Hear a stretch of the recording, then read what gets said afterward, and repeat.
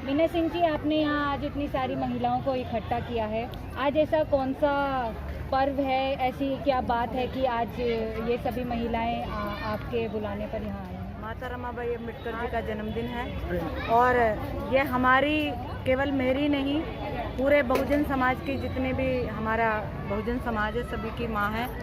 और इन्हीं के त्याग से आज हम इतने अच्छे से रह रहे हैं, हम पे इतने अच्छे अच्छे कपड़े हैं, इतना अच्छा हम पे खाना है, इतने अच्छे हमारे घर मकान है, वो माता रमाबाई का त्याग है। इसलिए हम अपनी माता का जन्मदिन मनाने आए हैं।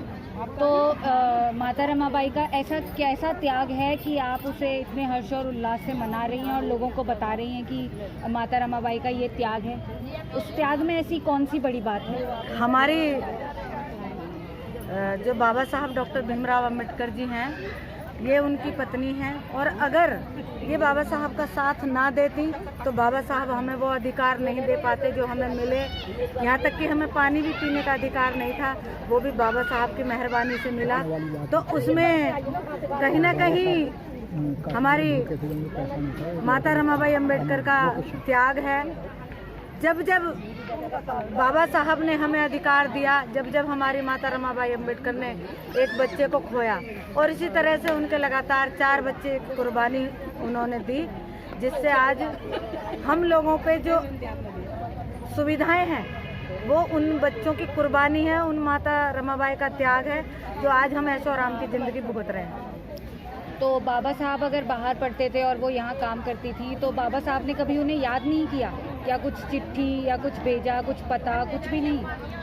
नहीं, ऐसा नहीं है, बाबा साहब ने उन्हें याद नहीं किया, लेकिन बाबा साहब को पढ़ाने में, जब बाबा साहब की जो एजुकेशन थी उसमें भी माता रमाबाई का हाथ था।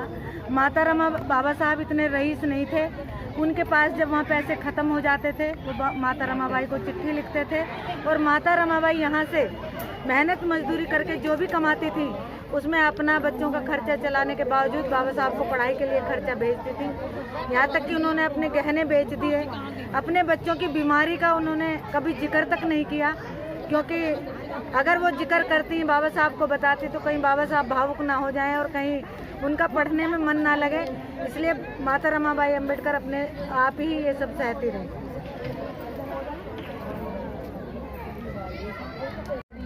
आपने बताया माता रमाबाई अम्बेडकर जी के बारे में, तो ऐसी क्या बात है कि आज के लोग इन सब चीज़ों को नहीं जानते, ना मीडिया ये सब शो दिखाता है लोगों को, तो इसका क्या ऐसी वजह है? देखिए, अगर सब लोग जानते तो वो ऐसे जानते कि हमारा जो इतिहास था वो इन लोग मनुवादी व्यवस्था ने ख़त्म कर दिया, क्योंकि उन्हें पता था कि अगर ये अपने इतिहास के प्रति जागरूक हो गए तो हमारी रोजी रोटी बंद हो जाएगी, और उन्होंने इतिहास को मिटाने का काम किया। ये तो जब साहब कांशीराम जी आए उन्होंने इतिहास को उजागर किया, और जब ये जन जन तक पहुंचा, बहन जी की सरकार बनी, बहन जी ने महापुरुषों की मूर्तियां लगाई, बहन जी ने बताया कि हमारे कौन कौन महापुरुष हैं, तब जाके थोड़ा बहुजन समाज में जागरूकता आई। जागरूकता आने के बाद ये जितना भी मीडिया है ये इस चीज़ से बड़ा दुखी है, और इसलिए ये जो भी सरकार आती है मनुवादियों की, वो मीडिया को पहले आके ऑर्डर करती है कि इनका कोई भी कार्यक्रम हमें दिखाना नहीं है, इनके बारे में बताना नहीं है, इसलिए हमें गुमराह किया गया मीडिया के माध्यम से। अम्बेडकरवाद और मनुवाद, ये 2 शब्द आपने अपनी बातों में कहे, इन दोनों का में अंतर क्या है? दोनों में ऐसी क्या अलग बातें हैं जो ये दोनों एक दूसरे से बिल्कुल ऑपोजिट हैं, डिफरेंट हैं? अम्बेडकरवाद का मतलब है जागरूकता, और मनुवाद का मतलब है अंधकार, अंधविश्वास, पाखंडवाद। तो इसलिए हमें जागरूकता की तरफ जाना है, हमें अंधविश्वास की तरफ नहीं जाना, हमें पाखंडवाद की तरफ नहीं जाना। और ये जितनी भी महिलाएं आज आप देख रहे हो यहाँ पे, ये सब जागरूक हो चुकी हैं। इसमें सभी उम्र की महिलाएं हैं, चाहे वो बुजुर्ग हैं, बच्चे हैं और यंग हैं, सभी तरह की महिलाएं सब जागरूक हो चुकी हैं। इन्हें पता चल चुका है कि असलियत में हमारे माँ बाप कौन है। तो आपने ऐसे कैसे इन महिलाओं को समझाया, कैसे इन्हें इस अंधकार से बाहर लेकर गए?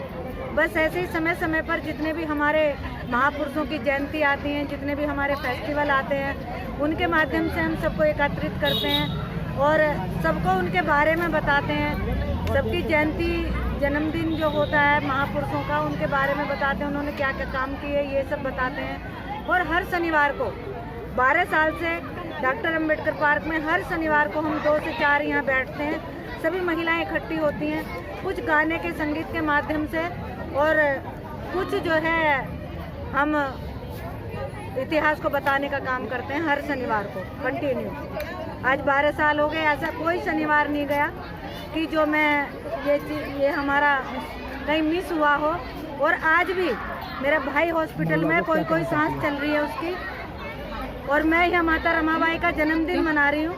क्या संदेश देना चाहती है? मुझे माता रमाबाई से इंस्पिरेशन मिली, क्योंकि उनके बच्चे मर रहे थे, जब वो नहीं डगमगाई तो मेरा भाई भी आज मौत के मुंह में है और उसकी कोई सांस चल रही है। डॉक्टर ने जवाब दे दिया है कि अपने पेशेंट को ले जाओ और अब इनमें कुछ नहीं है। तो मुझे माता रमाबाई अम्बेडकर से हिम्मत मिल रही है और मैं ये कार्यक्रम यहाँ आयोजित कर रही हूँ।